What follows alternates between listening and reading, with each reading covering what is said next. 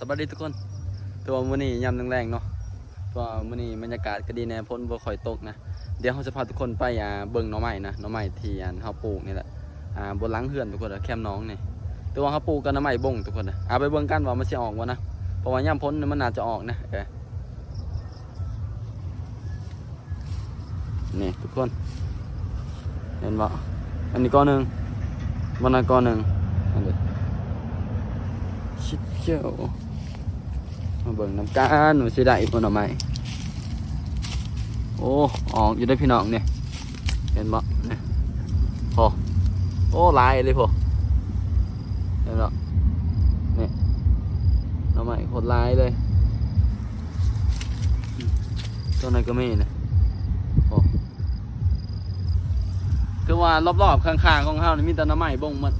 ประมาณสำแขนทุกคนเด้อเดี๋ยวประมาณมื้อเฮาสิเอานะทุกคนนะ